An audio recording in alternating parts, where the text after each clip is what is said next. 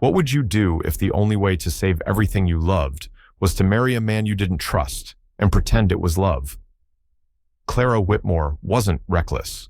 She was a widowed bookstore owner, doing everything she could to hold on to the last thing her late husband left behind. But one forged signature, one betrayal buried in paperwork, and suddenly she owed over $500,000 she didn't borrow. That's when Jonathan Hale walked into her bookstore, cold, powerful, offering a solution that didn't feel like one. A contract marriage, 1 year, no emotions, no expectations, just a role to play and a price to pay in silence. Now imagine it was you. Would you sacrifice your pride for your future? Could you share a life with someone who sees you as a pawn, but looks at you like you might be something more? And what happens when what was supposed to be pretend starts feeling dangerously real? This isn't a fairy tale. It's a story about quiet strength, reluctant hearts, and the courage it takes to choose again, even after everything falls apart. If this made you feel something, please like, share, and subscribe to Shining Stories. Now, take a breath and step into a love story that never meant to begin but refused to end. Charleston had always smelled like salt and old wood. On warm days, the breeze carried notes of jasmine from garden fences, and on colder ones, the streets felt wrapped in quiet stories. For Clara Whitmore, those streets had once been her sanctuary. Her little bookstore, Whitmore's Corner, sat nestled between a flower shop and a vintage music store. It wasn't flashy, but it was warm, lived in, and filled with memories of rainy afternoons, poetry readings, and the scent of strong coffee mingling with worn pages. On this Tuesday morning, the world didn't fall apart all at once. It unraveled slowly. It started with a phone call. "Miss Whitmore." The man's voice was crisp, rehearsed. "This is Calvin Banks with Palmetto Financial Legal. I'm afraid there's been a serious development." Clara's fingers tightened around her coffee mug. She was still in her reading nook, a cup of Earl Grey untouched beside her, the first chapter of a memoir lying open on the counter. "I'm sorry.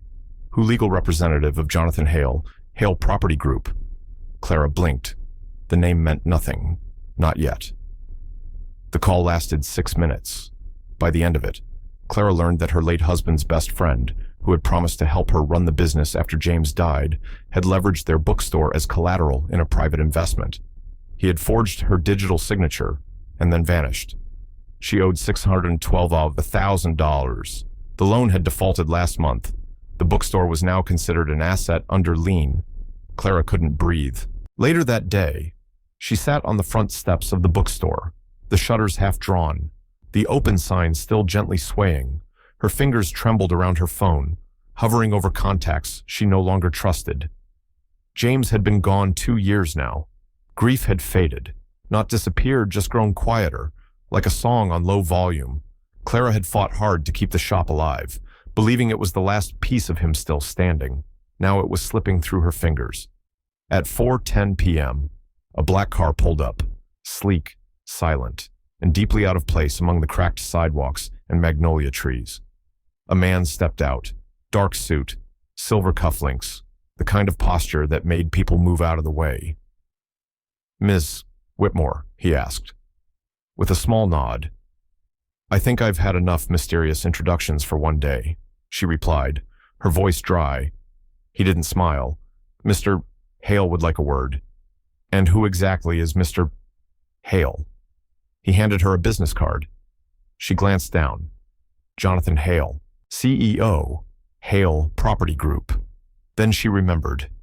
The man from the call, the one holding the deed to her bookstore like a wolf might hold a lamb's ribbon. "I'm not going anywhere," Clara said flatly. "You don't have to. He's already waiting inside." Clara found him in the reading nook. Of course he had let himself in. Powerful men rarely knocked. He was standing with his back to her, examining a shelf of poetry like it might whisper secrets if he stared long enough. "I thought this would feel more literary," he said without turning. "I'm not in the mood for games. Mr. Hale." He turned, and for a brief moment, Clara was disoriented, not because he was handsome. He was in a sharp, angular way that made you sit straighter, but because his eyes were completely unreadable, as if looking at her through smoked glass. I imagine today's news was unpleasant. That's one word, she said.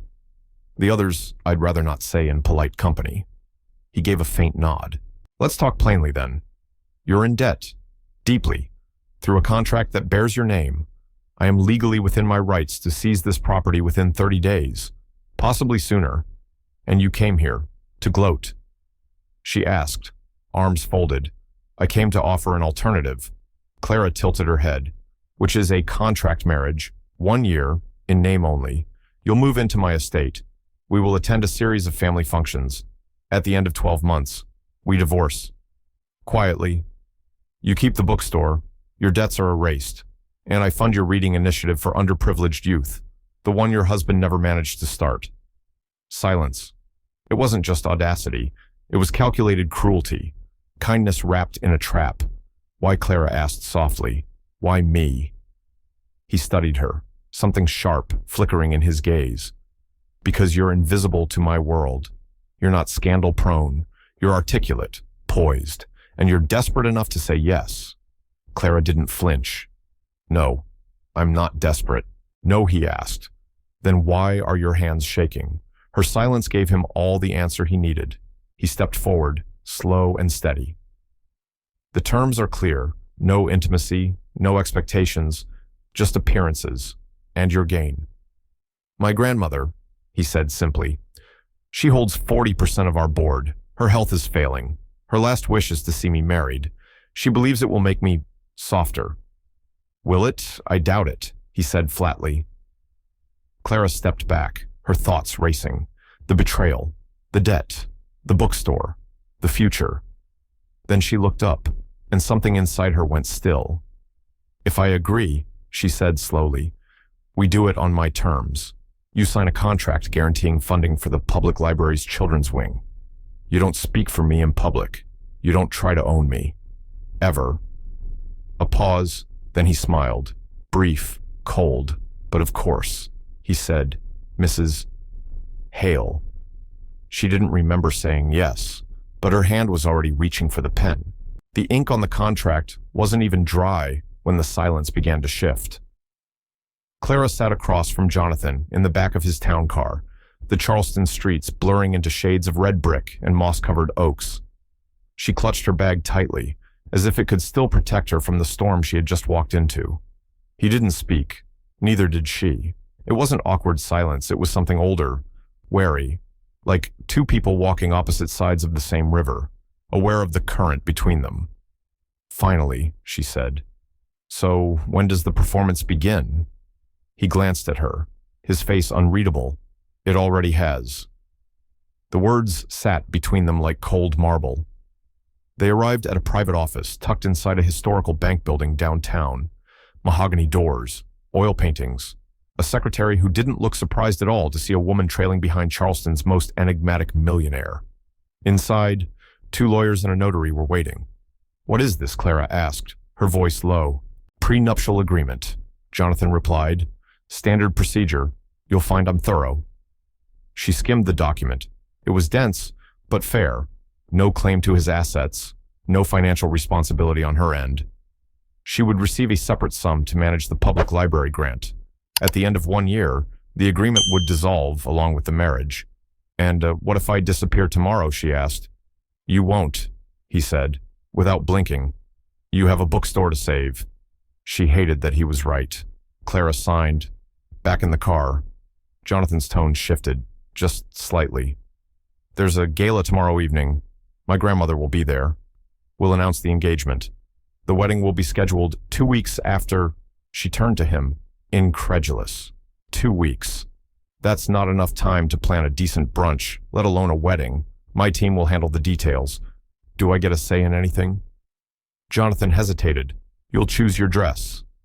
Clara let out a small, humorless laugh. How generous. I'm not trying to insult you, he said, surprising her, but this has to be clean, believable. My family is perceptive. She looked out the window, and I suppose I'm just part of the show. He didn't respond, but his silence said enough. Later that night, Clara stood in her tiny apartment, staring at the ring box he had left with her. She hadn't opened it yet. The man she married for love had died quietly in his sleep, his last words about how much he loved her lemon pie. Now, a man she barely knew wanted her to stand beside him in public, smile for photos, and pretend she believed in something again. She opened the box. The diamond was cold and precise, like the man himself, elegant, expensive, unnecessary. And yet there was something about it that made her throat tighten, not for what it symbolized, but for what it didn't. The next morning, she met Jonathan's assistant, Claire Belmont, at a quiet cafe to review the wedding schedule. Claire was a young, efficient brunette with a soft smile and sharp clipboard. "We've reserved the Charleston Conservatory for the ceremony," she explained. "Dinner reception to follow. You'll need to provide a list of guests, though, Mr. Hale has requested the event remain small." "I don't have many people," Clara said, surprised by how hollow that sounded. Claire looked up. "We all go through seasons." The kindness in her voice caught Clara off guard. Maybe not everyone in Jonathan's orbit was made of ice. By midday, Clara was swept into fittings, makeup tests, and etiquette briefings. She moved like a ghost through each task, nodding at strangers, slipping into designer gowns, and sipping champagne that tasted like dust. She was losing herself by inches. Until one moment, standing in front of a mirror in a boutique's dressing room, she saw herself in a simple ivory dress. No lace, no glitter, just clean lines and a soft neckline. It reminded her of herself, before the grief, before the debt, before Jonathan Hale. "I'll take this one," she said quietly. That evening, as she stood in her living room packing a small suitcase, the doorbell rang. Jonathan, no driver, no assistant. He stood in her doorway holding a manila envelope. "What's this?" she asked. "Your new lease," he said. "The bookstore stays in your name. For as long as you want it?" Clara stared at him.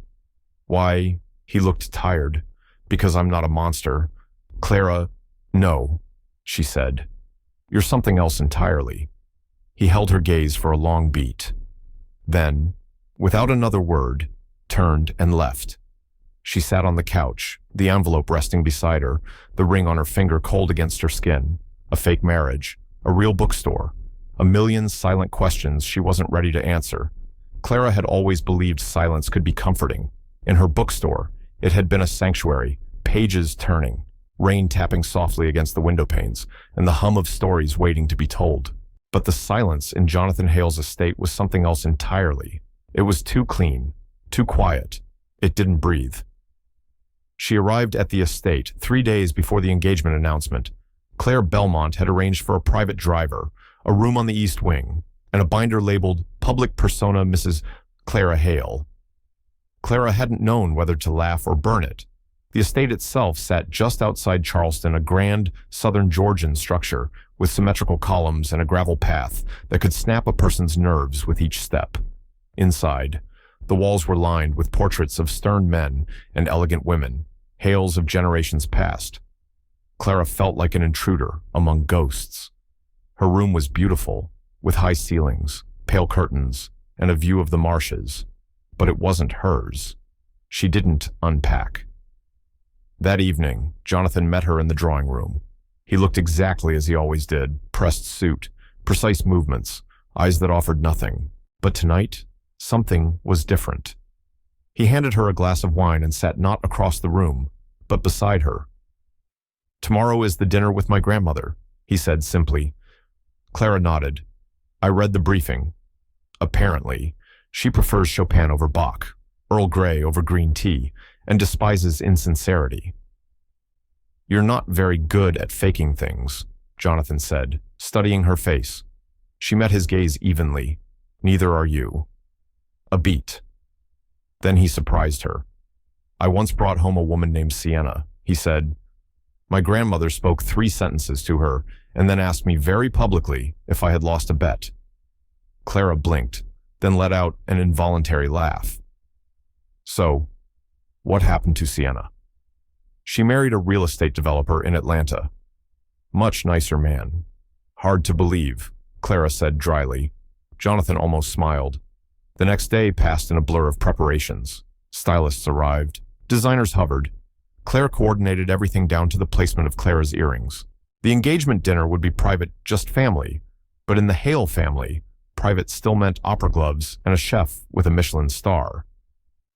Before the car pulled up, Clara paused at the foot of the grand staircase. She wore a deep emerald gown, chosen by Claire for the way it brought out the green flecks in her eyes.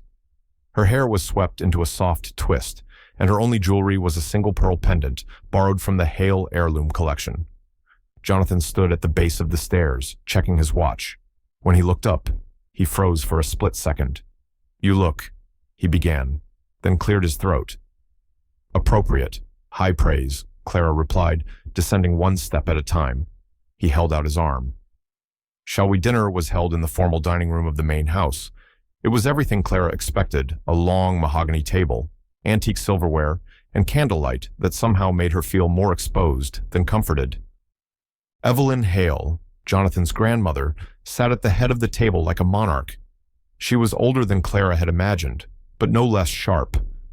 Her white hair was twisted into a perfect knot, and her eyes, the same shade of steel as her grandson's, missed nothing. Beside her sat Henry Hale, Jonathan's uncle, jovial and charming in a rumpled linen suit. Across from him was Miriam, Henry's wife, elegant and reserved. Clara had memorized their names, their histories, even Evelyn's favorite artist, Wyeth. What she hadn't prepared for was the way Evelyn looked at her, not with warmth, not with disdain, but with curiosity. "So," Evelyn said after the first course, her voice as clear as a bell, "you're the one Jonathan's been hiding."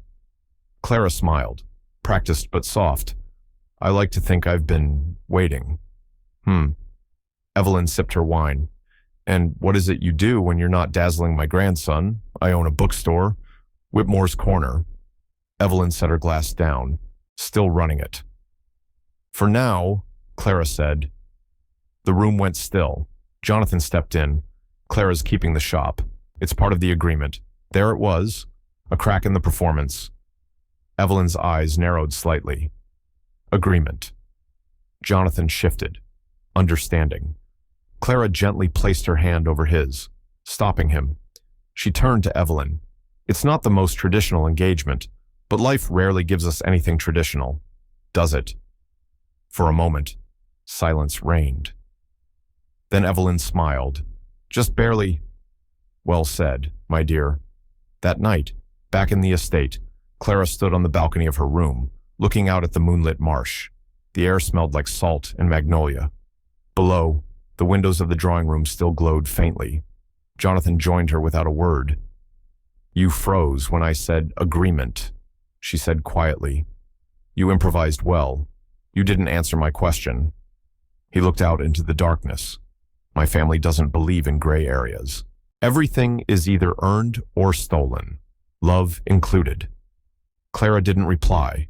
Instead, she looked up at the stars and whispered, "Then maybe it's time someone taught them that real life lives in the in-between." Jonathan didn't answer, but he didn't leave either. And somehow, that was enough. The days after the dinner blurred into a strange rhythm, polished, practiced, and carefully curated. Clara quickly learned that living behind the gates of the Hale estate wasn't about comfort. It was about control. Breakfast was served promptly at 7:30 in the sunroom, where the morning light filtered through old lace curtains, and the table was always set with bone china and silver spoons older than most countries. No one laughed. Conversations were structured. Small talk wasn't small, it was coded, strategic. Clara sipped her coffee in silence the first morning, observing. Evelyn Hale sat at the head, like always, her back straight and her eyes sharper than ever. She asked about Clara's childhood, her college years, her late husband. Clara answered politely, firmly. When Evelyn asked how long it took her to fall in love with Jonathan, Clara didn't flinch. "About as long as it took to realize he needed someone to keep him grounded," she said, then added, "even if he'd never admit it." Henry choked on his tea. Evelyn gave the smallest nod of approval. By afternoon, Clara wandered the estate grounds just to breathe. There were walking paths through wisteria-covered arbors, ponds dotted with lily pads, and a greenhouse that hadn't been used in years. She paused in front of it one day, pressing her hand to the glass. Inside, the air was stale, dry earth, forgotten orchids.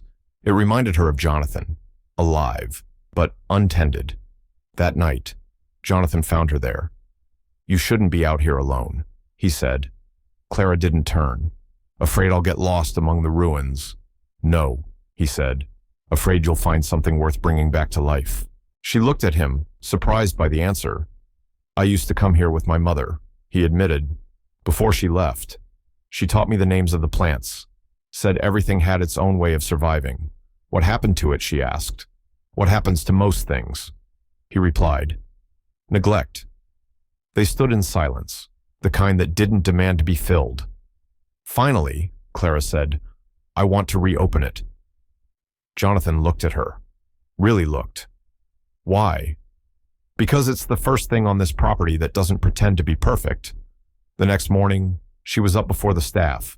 In old jeans and boots, she returned to the greenhouse with gloves, a spade, and quiet determination. One by one, she cleared the beds. She didn't ask permission. She didn't wait for help. She simply began. By the third day, Claire Belmont appeared at her side, holding coffee and a clipboard. "Thought you might want this," she said, handing her a list of local horticulturists and suppliers. Clara smiled, surprised. "You don't think this is ridiculous?" "I think it's the first real thing I've seen here in a while," Claire replied.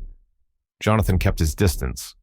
He watched from the library window, sipping his scotch as Clara knelt in the dirt and wiped sweat from her brow. She didn't belong in his world, and that terrified him, because for the first time in years, he wanted to belong in hers. That weekend, Evelyn summoned Clara to the drawing room. The fire was lit despite the warm weather. Portraits stared down from the walls like silent judges. "I hear you've been gardening," Evelyn said. "I have," Clara replied. Why, Clara took a breath. Because something neglected is not the same as something worthless.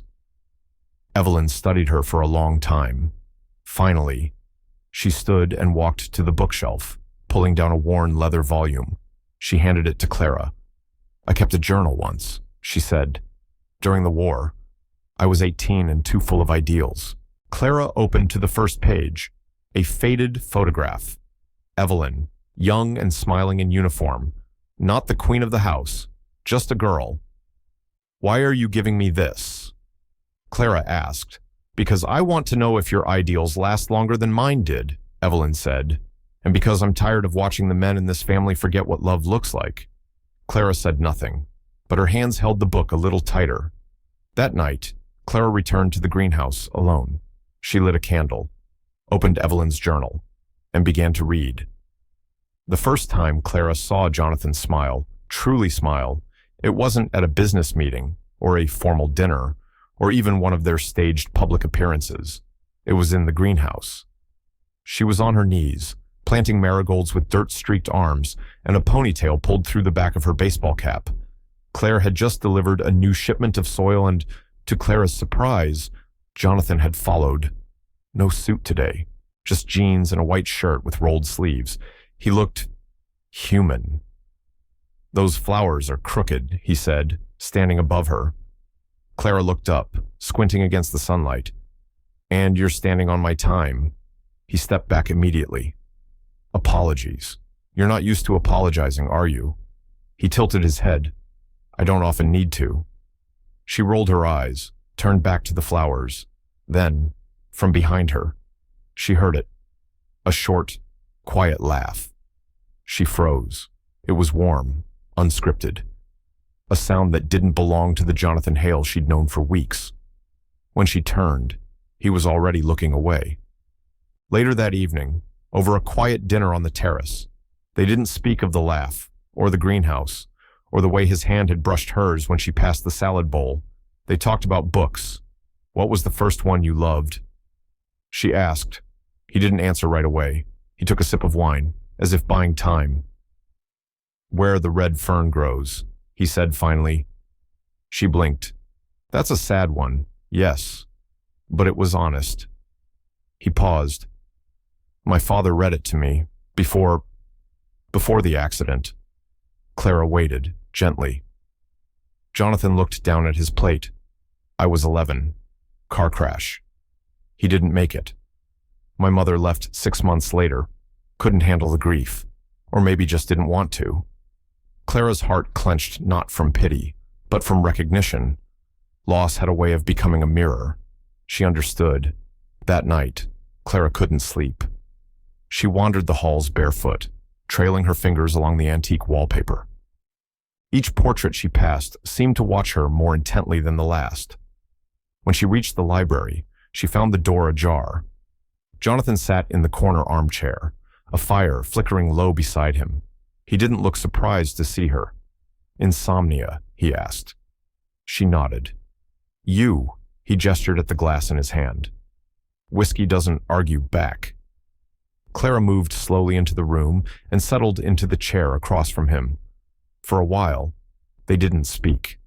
Then she said, "I used to believe grief had an expiration date, that after a year, people expected you to be fine again. Smile, move on, tidy your sorrow into something polite." Jonathan looked at her, something breaking behind his usual composure. "But some wounds," she continued, "don't heal on a timeline." He exhaled, a shaky sound, and yet, here we are, playing house. Clara met his gaze. Maybe pretending isn't so different from surviving, at least at the start. He leaned back, watching the flames dance. "Do you think this," he gestured between them, "has the potential to be anything other than fiction?" She didn't answer, not then. The next morning, Jonathan was gone before sunrise. Clara found a note on the counter in his crisp handwriting, "Meeting in Atlanta. Back by dinner."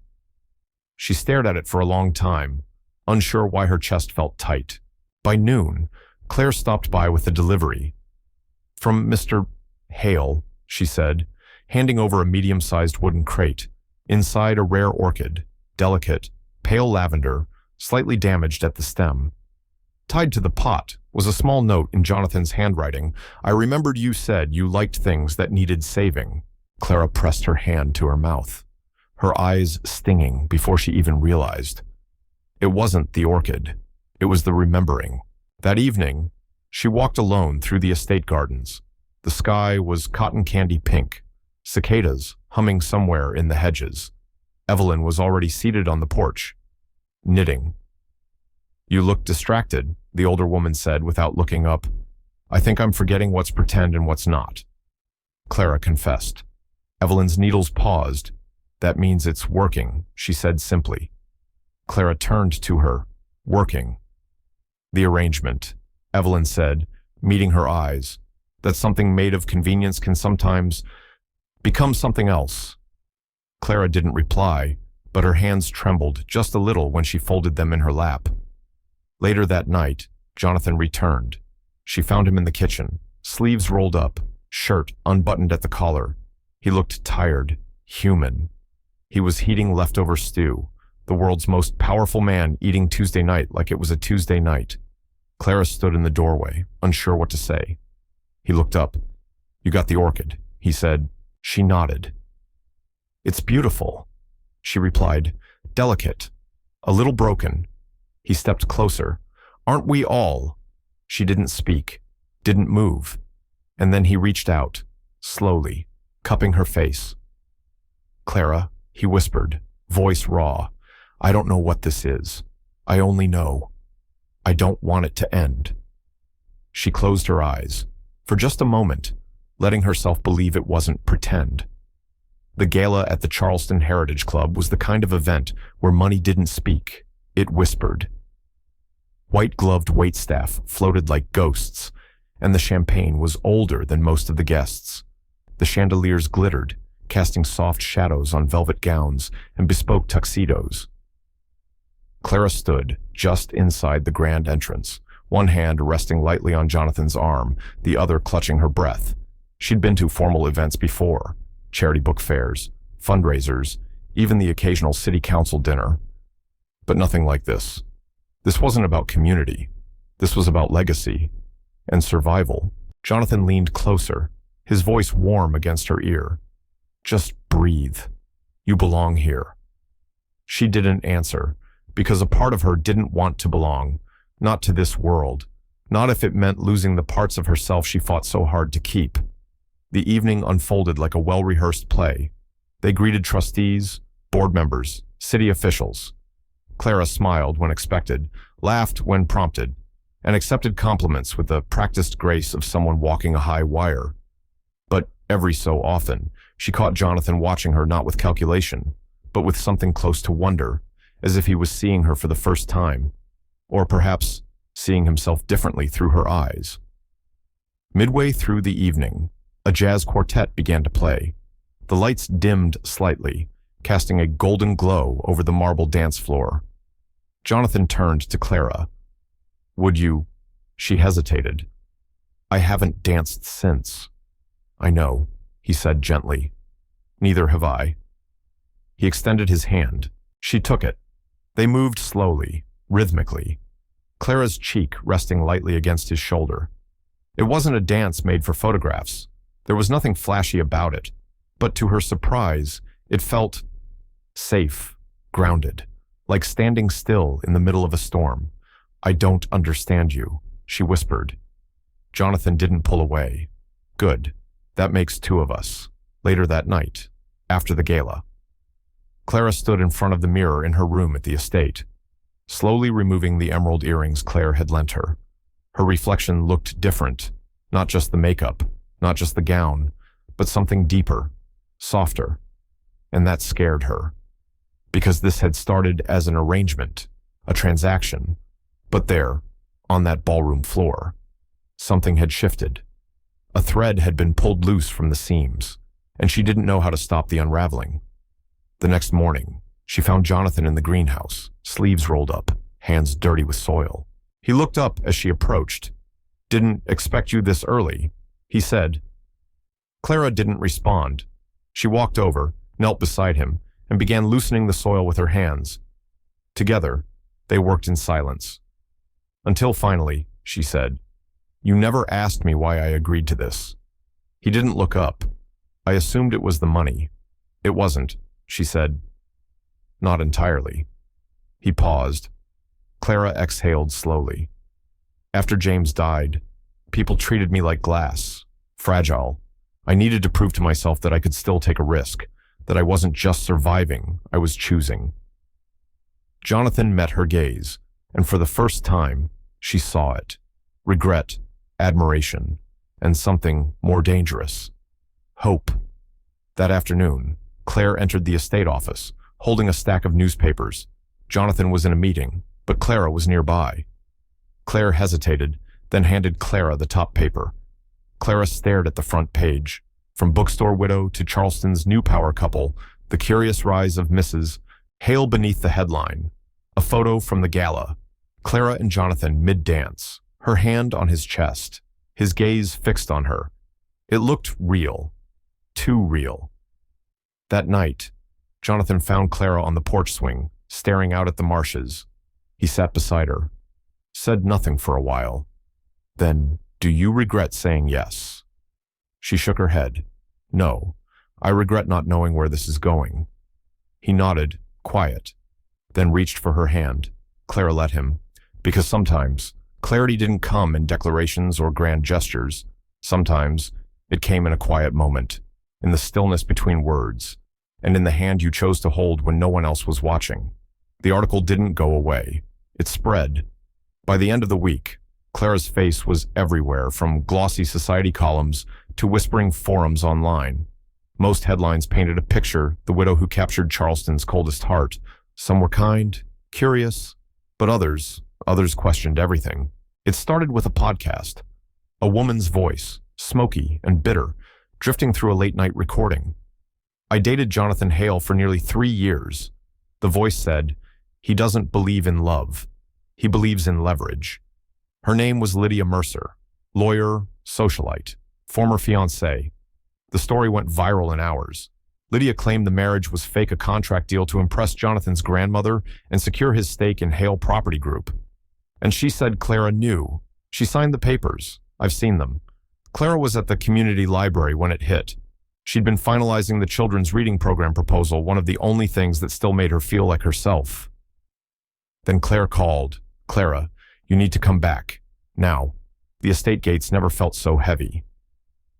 Evelyn was waiting in the parlor, the paper folded neatly on her lap. She didn't speak as Clara entered, just handed over the headline, Mrs. Hale Southern Belle, or Strategic Pawn. Underneath the leaked photo of the marriage contract, Clara stared. Her signature, in bold print, a smear of ink like a scar across the page. "I never meant," she started. "I know," Evelyn said softly. Clara blinked. "You do. I knew from the beginning it wasn't real," Evelyn replied. "But that doesn't mean it can't become something true." Tears pricked Clara's eyes, but the worst wasn't Evelyn. It was Jonathan. She found him in his office, staring out the window. "Why didn't you tell me about Lydia?" Clara asked, her voice barely above a whisper. "I didn't think it mattered. It matters now." He turned, his face unreadable. "It was over years ago." "She still has your secrets," Clara said. "She just handed them to the world." Jonathan didn't respond, and that silence, that awful, heavy silence, was louder than anything else. Clara's voice cracked. "Did you ever mean any of this?" His eyes flickered, not with anger, with fear. "I don't know what this is anymore," he said quietly. "It started as strategy. You know that. But somewhere along the line." He stopped. Clara waited. He didn't finish. So she did. It became real. At least for me. She turned to leave. He didn't stop her. Back in her room, Clara packed slowly. She didn't cry. Not yet. There was too much noise inside her to let the tears fall. Pain, disbelief, embarrassment, and worst of all, a broken kind of love that hadn't even had time to bloom. Claire knocked gently. "You don't have to go," she said. "I do," Clara replied, "because if I stay, I become the lie." Claire looked down. "He's hurting." "Too." Clara paused. Then he should have said something. She closed the suitcase. Silence doesn't protect anyone. It only delays the damage. She left before dawn. The estate was still asleep, the lamps dimmed, the grounds wrapped in mist. As she crossed the threshold, she looked back once, not for him, but for the version of herself she had started to believe in. The world outside the gates felt smaller, colder. Her old life welcomed her with dust and quiet, a one-bedroom apartment above a flower shop, an empty bank account, and a stack of unpaid bills. But at least it was hers, real, unvarnished, and for the first time in weeks, she didn't have to pretend.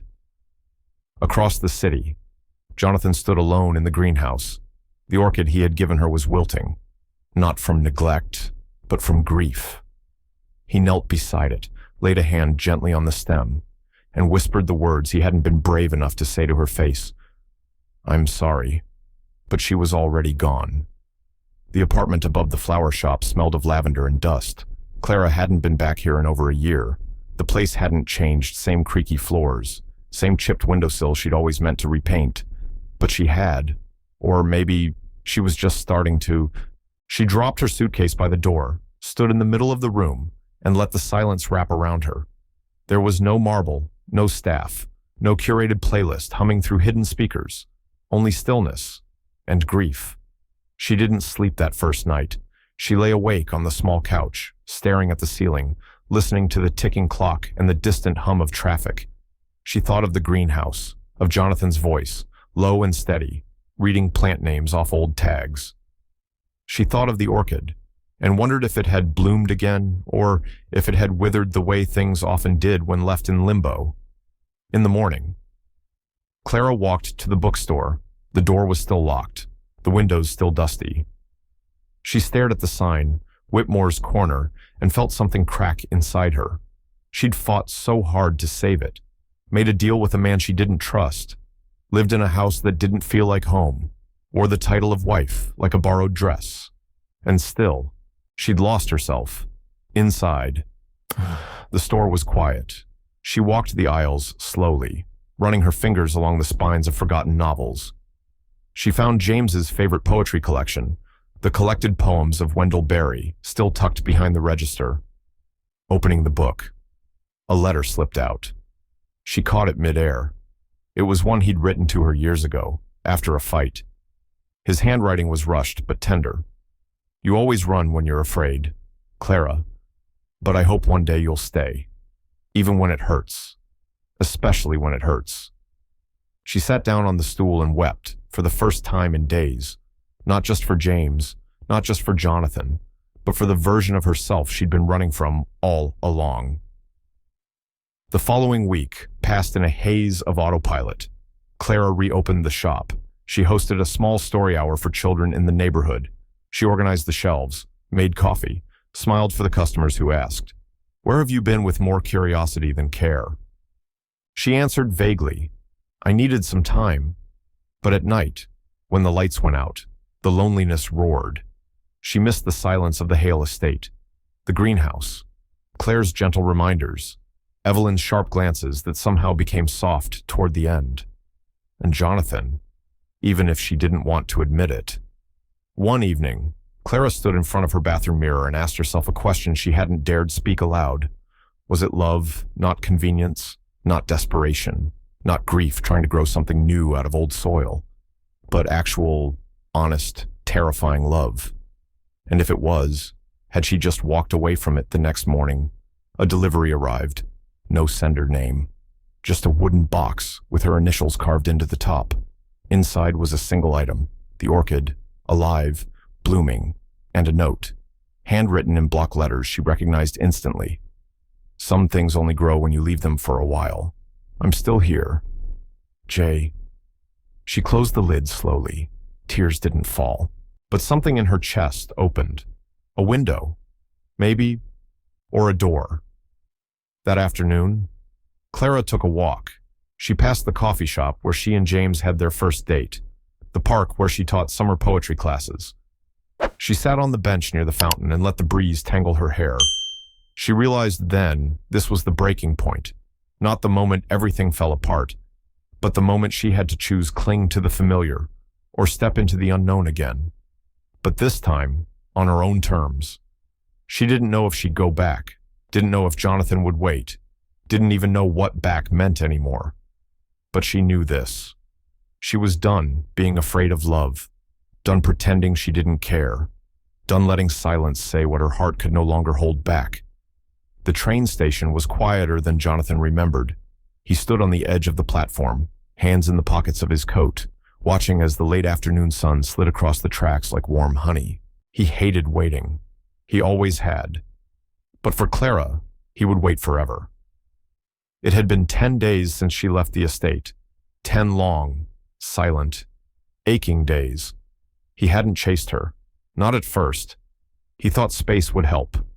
That silence, the very thing that had once protected him, might somehow speak louder than his mistakes. But space only widened the distance, and silence became a wall. That morning, he told Claire, cancel everything. She didn't ask why. She just handed him a file. Inside were 2 things, a train schedule and a photo of Clara, taken just yesterday standing in front of her bookstore, sleeves rolled up, smiling at a little boy holding a book twice his size. Jonathan stared at the image for a long time, and something inside him shifted. He didn't want power. He didn't want legacy. He wanted her. He wanted to say the words he'd swallowed for too long. So he boarded the next train to Charleston's North District and found her, not in the bookstore, but in the community garden behind it. She was kneeling by a patch of tomatoes, dirt on her cheek, a straw hat shielding her eyes from the sun. He stood there for several seconds before she noticed him. When she did, she didn't smile, didn't frown either, just blinked and said, "You're late." His throat tightened. I didn't know there was a deadline. There was. She stood slowly, brushing dirt from her palms. They stared at each other. So many words, none said. Finally, Jonathan took a breath. I'm not here to convince you of anything. I'm not here to fix what I broke. Clara's jaw clenched, but she didn't interrupt. I just came to tell you the truth. For once. She waited. He continued. I've been surviving on control for most of my life. Controlling deals, controlling outcomes, controlling emotions, because letting go, letting anyone in, has always led to losing something I couldn't afford to lose. He paused, looked down. When you came into my life, I told myself it was a transaction, a strategy, but it wasn't. He looked up again, voice steady now. It was hope, disguised as a contract. Clara's eyes didn't waver, but her chest rose, almost like she'd been holding her breath this whole time. Jonathan took a step closer. I was afraid that loving you would make me weak, that needing you would unravel everything I'd built to keep myself safe. He swallowed. But the truth is, not loving you was the thing that broke me. Silence. The garden around them buzzed with bees and wind and sun. Clara finally spoke. Why now? Because the orchid bloomed again. She blinked. He smiled, faintly. You told me once that some things grow in silence. You were right, but I was wrong to think love didn't need words. He pulled a small, folded paper from his pocket, held it out. She took it slowly, unfolded it. It was her old letterhead from Whitmore's corner. On it, scrawled in his sharp handwriting, "This is not a contract. This is a beginning." Clara read it twice, then again. Her eyes welled. "I don't know if I can trust you," she whispered. "I know," he said gently, "but I'll wait. I'll show up. I'll plant something every day if I have to. Just don't close the door completely." She looked at him for a long time, then took his hand, softly, carefully, and for the first time in weeks, smiled. Not for the cameras, not for the contract, but for herself, and maybe for something beginning again. The next morning, Clara found a shovel on her porch. Attached to the handle was a note. "You said everything deserves a second chance. Let's start with the soil." No signature. But she knew the handwriting, and the meaning. That afternoon, Jonathan showed up, no entourage, no driver, just a pair of gloves and a box of wildflower seeds. He didn't ask to talk, he asked to work. Together, they cleared a corner of the community lot, pulled weeds, turned the earth. At first, they didn't say much, but as the sun dipped lower and their shadows lengthened on the grass, something unspoken passed between them. The kind of silence that no longer held fear, only peace. Clara wiped her brow and leaned on her shovel. "This doesn't mean I've forgiven you." Jonathan nodded. "I didn't come here for forgiveness." "Then what did you come for?" He looked up at her. "For roots." She didn't respond, but the next morning he was back, with compost and coffee, and stayed. Every day that followed, he came again and again, until his presence no longer felt like intrusion but rhythm. Not a storm, but season. They built the garden slowly, one bed at a time. Tomatoes, basil, marigolds. Children from the neighborhood wandered in, curious. Clara began inviting them to help plant. Jonathan built a bench under the oak tree. He didn't say much, but when he did, it mattered. One afternoon, he sat beside Clara, watching a group of kids paint wooden signs for the herb beds. "I spoke to the board," he said. She raised an eyebrow. "They're not happy, but I'm stepping down as CEO." Clara turned to face him fully. "You're serious?" Jonathan nodded. "Claire will take over interim operations. She's better for it anyway, but why?" He took a deep breath. "Because what I was building stopped mattering the moment I realized who I was building it without." Clara said nothing. He continued. "You once told me success without service was empty. I didn't get it then, but I do now." He pulled something from his bag, a folder. Inside, plans for a city-funded literacy center, not named after Hale Property Group, not branded, just the Whitmore Initiative. He placed it in her hands. Clara's voice was barely a whisper. "You didn't have to do this." "I know," he said. "That's why I did." Later that week, they stood in front of a small crowd, neighbors, children, and even Evelyn Hale, now seated in a folding chair under a wide straw hat. Clara spoke first, her voice steady. "This garden was born from a mistake, but it grew through intention." She paused, looking at Jonathan, "and forgiveness." Then he stepped forward. He didn't read from notes. He spoke like a man who had shed his armor. "This is not a redemption arc," he said. "It's a restart, because sometimes the best things in life aren't found at the top of a ladder, but down here, in the dirt, next to the people who teach you what matters." No applause followed, just stillness. And then Evelyn stood, walked to Jonathan, and hugged him. For the first time in years, he didn't flinch. He simply closed his eyes. Clara watched them and understood. Some reconciliations are quiet, unspoken, but real, just like love. Later that evening, they walked the rows of marigolds in silence. Clara reached for Jonathan's hand. He looked at her. "I'm not promising anything," she said. "You don't have to, but I'm here and I'm staying." She smiled, and this time, it wasn't cautious. It was whole. It wasn't planned months in advance. There were no engraved invitations, no designer gowns flown in from Europe, no orchestras, no media, but there was music, laughter, sunlight, and something far more rare: peace. Clara stood in the back room of the community library, facing a small mirror propped on a folding table. Her dress was simple soft linen, the color of clouds before rain. It had no lace, no jewels, just a ribbon tied at the waist that she had sewn on herself. Claire entered quietly, holding a small bouquet. "Lavender and rosemary," she said, "symbol of remembrance and new beginnings." Clara took the flowers, fingers brushing Claire's. "Thank you," she whispered. Claire smiled. "He hasn't stopped pacing." Clara laughed under her breath. "Good. Let him sweat a little." Outside, chairs were arranged in a loose semicircle beneath the big oak tree at the garden's edge. Children Clara had read stories to all summer were running between the rows of sunflowers, giggling. Neighbors sat in sundresses and button-downs. Someone strummed a guitar softly nearby. Evelyn Hale arrived with help from Claire and took her seat in the front row. She wore a navy blue shawl and carried a small, silver cane, but her eyes were sharp, alert, watching everything, especially her grandson. Jonathan stood at the front, not in a tuxedo, just a white shirt, sleeves rolled, collar open, and a vest Clara had picked out because it reminded her of the first time he smiled in the greenhouse. He turned when she stepped onto the grass. Their eyes met. No ceremony could have captured what passed between them in that moment. No words, just knowing. The officiant was a retired librarian named Mrs. Halpern, who had once told Clara that all good stories begin with quiet truths. So when she spoke, it was brief, personal.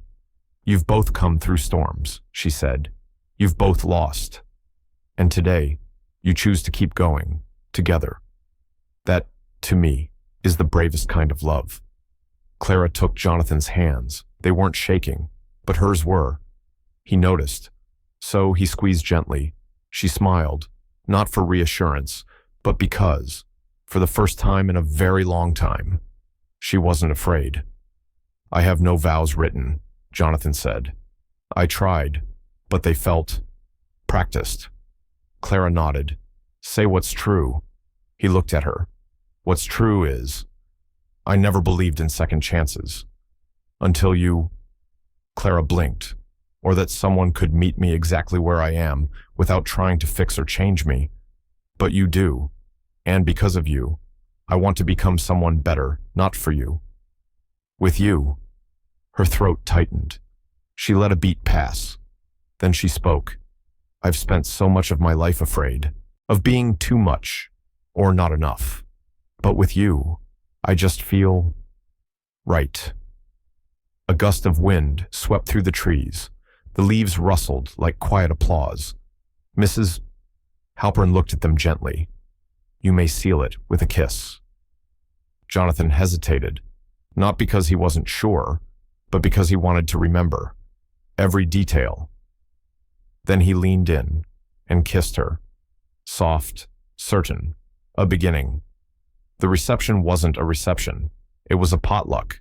Neighbors brought cornbread and sweet tea. Kids passed around cupcakes with blue frosting. Someone played a cover of Stand By Me, and Evelyn tapped her cane in rhythm. Jonathan and Clara danced slowly beneath string lights. No spotlight, no stage. Just grass beneath their feet, and stars above. At one point, Evelyn stood beside Clara and handed her a folded note. "From my journal," she said. "Don't wait as long as I did to tell someone what matters." Clara nodded. She tucked the note into her bouquet. Later, when the night grew quiet and most of the guests had gone, Clara and Jonathan sat on the library steps, barefoot, her head resting on his shoulder. "You still owe me a honeymoon," she murmured. He kissed the top of her head. "Let's make it a life instead." And for once, no one needed to say anything else. The morning after the wedding, Clara woke to the smell of fresh coffee. She opened her eyes slowly, sunlight spilling across the wooden floor of their cottage by the marsh. The sheets were warm. The room was quiet, except for the sound of a spoon clinking against a ceramic mug in the kitchen. She didn't rush to get up, not because she was tired, but because she felt, for the first time in years, settled in her body, in her choices, in her life. She walked barefoot into the kitchen and found Jonathan pouring coffee into two mismatched mugs. "You're up early," she said, voice still husky from sleep. "I had a dream we ran out of sugar," he replied, sliding a mug toward her. "Didn't want to take any chances." She laughed softly, leaning against the counter. This was their rhythm now. No big speeches. Just mornings like this. Small, real, rooted. The way Clara had always wanted love to feel. Not lightning, but light. That day. They walked to the bookstore together, Jonathan holding her hand, stopping twice to wave at neighbors, once to pet a golden retriever tied outside the cafe, inside the store. Claire was already rearranging the front table display. She looked up and smiled. "Welcome back, Mr. and Mrs. Hale." Jonathan raised an eyebrow. "That's going to take some getting used to." Clara squeezed his hand. "We've got time." Business at Whitmore's Corner began to bloom again. But more than that, community bloomed. Every Friday afternoon, Clara hosted Story Circle for kids in the garden behind the shop. They sat on blankets, ate grapes, and listened to her read from old storybooks. Jonathan didn't always join, but sometimes on the days she least expected, he would appear at the edge of the group with a tray of lemonade and a book of his own. He read slowly, softly, never with theatrics. But the children listened, because he spoke like someone who had once been a boy who needed stories too. Word spread, donations came in, volunteers offered time, and 6 months after the wedding, the Whitmore Initiative opened its first public reading room built inside a former firehouse, renovated with help from the community and funding from Jonathan's quiet contacts. There were beanbags and murals and shelves filled with donated books, and in the center of the room, a small bronze plaque. In honor of every story that almost wasn't told, Evelyn came to the ribbon cutting. She sat quietly near the back, watching Clara and Jonathan speak to the crowd. When it was over, she pulled Clara aside and handed her something small wrapped in velvet, inside a brooch in the shape of a blooming orchid. "It was mine when I was young," Evelyn said, "but I never had the courage to wear it. I think you might—" Clara nodded, unable to speak. Later that night, as they walked home beneath a sky full of stars, Jonathan asked, "Do you ever miss the quiet?" She looked at him, smiling. "This is the quiet. Not the absence of sound, but the presence of peace." Years passed. The garden changed with the seasons. Children grew up. Books rotated through 1,000 hands. Clara never stopped reading. Jonathan never stopped planting. And together, they built a life that wasn't perfect, but it was chosen, daily, deliberately, with laughter, with sweat, with patience, and with love. The kind that doesn't arrive with fireworks, but stays through storms. The kind that takes root and blooms. Sometimes, love doesn't arrive wrapped in romance. Sometimes, it begins with a contract and becomes the promise we never dared to believe in. Clara and Jonathan's story isn't just about two people falling in love. It's about healing after loss, choosing connection over control, and learning that our scars do not make us unworthy, they make us real. But it's also a reminder of how easily society judges, how quickly people label what they don't understand, and how dangerous it is to reduce someone's worth based on where they come from, what they've lost, or who they choose to love. Discrimination doesn't always scream. Sometimes it whispers in headlines, in glances, in silence. And yet, even in silence, something beautiful can grow. So if this story touched you, if it reminded you to choose compassion over judgment, to value the quiet over the spectacle, then stay with us. More stories like this are waiting to be told. Stories that heal, stories that matter. Stories that sound like someone you know, or maybe someone you are. If you felt something today, don't forget to like, share, and subscribe to Shining Stories, because every time you do, you're helping a story like Clara's reach the heart of someone who needs it. We'll see you in the next chapter.